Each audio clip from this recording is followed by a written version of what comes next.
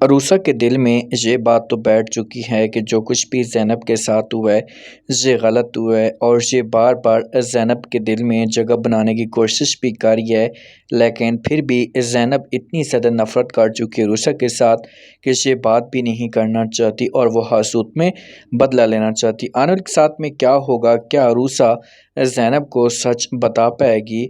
जिस हिसाब से और जिस दिन से ज़ैनब को इस बात का पता चला है कि अरूसा माँ बनने वाली है, तो इससे सब कुछ बर्दाश्त नहीं होता और ये अरूसा के पास आती है और आकर अरूसा को बातें सुनना शुरू कर देती है। अरूसा को कहती है कि तुमने मेरी ज़िंदगी बर्बाद कर दी, तुमने मेरी खुशियाँ मुझसे छीन ली, और आपको इस बात का अंदाज़ा तब होगा जब आपकी मैं खुशियाँ, आपकी ज़िंदगी बर्बाद करूँगी, क्योंकि मुझे तो बहुत दुख हुआ, तो अगर आपके साथ अब ऐसा होगा तो मैं कैसा फ़ील होगा।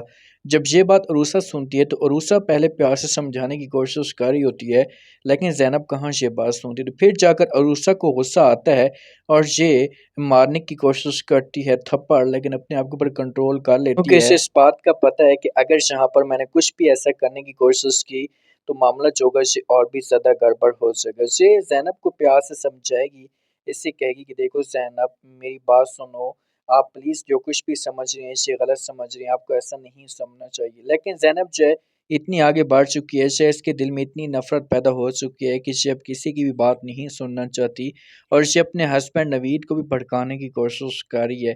लेकिन अरूसा को इस बात का एहसास है, क्योंकि अरूसा के सामने सारी की सारी असलियत खुलकर आ चुकी है। अरूसा जाती है अपनी सास के पास, असद की माँ के पास, जाकर बात करती है और कहती है कि जो कुछ भी होना था वो तो हो चुका है।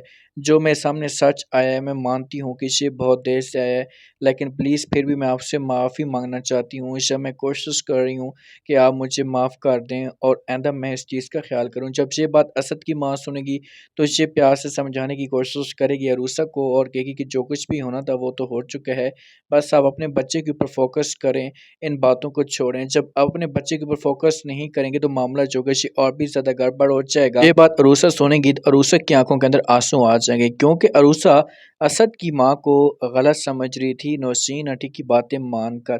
ये सारी की सारी बातें मानती थी नौशीन की, और इसके दिल में इतनी नफ़रत पैदा हो चुकी थी असद की माँ के लिए कि ये गलत समझ रही थी। लेकिन जिस दिन से इसे बच्चे की उम्मीद मिली और उसके बाद असद की माँ को खुशी आई है, तो फिर जाकर उसे को इस बात का अंदाज़ा हो चुका है कि नहीं नहीं, यही मेरे अपने हैं जिनको मैं पराया समझ रही हूँ। अब ज़ैनब हर तरफ हलचल मचा देती है और सजल की माँ इस चीज़ का फ़ायदा उठाने की कोशिश करती है। सजल की माँ आती है, आकर बात करती है और उषा के साथ इससे कहती कि देखें कि जो नवीद है ना, ये सारी चीज़ों के ऊपर कंट्रोल करता जा रहा है और आप लोगों के हाथ से सब कुछ निकलता जा रहा है। अगर आप लोगों ने देर कर दी, आपने जब वो असद को ये सब कुछ ना बताया, उसके दिमाग के अंदर ये बात बात बार बार आपने बात ना डाली, तो नवीद जो है सारी जायदाद अपने नाम कर लेगा और आप लोगों के हाथ में कुछ भी नहीं आएगा।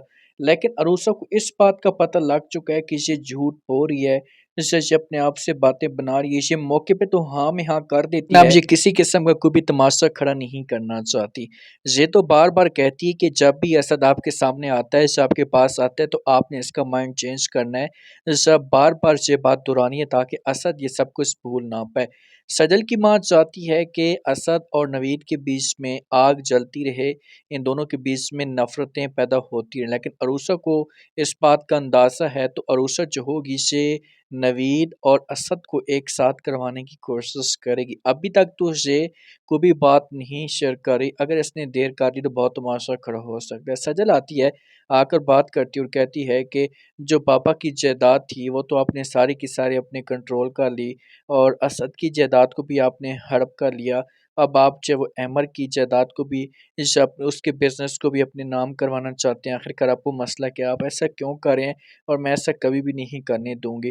तो ये बात जब नवीद सुनेगा तो ये इनकार कर देगा और सजल को जवाब देगा और कहेगा कि आपको बीच में बोलने की कोई भी ज़रूरत नहीं है, ये मामला है। लेकिन सजल और नवीद के बीच में जंग शुरू हो जाएगी और सजल जो कि अपनी जायदाद हासिल करने की कोशिश करेगी।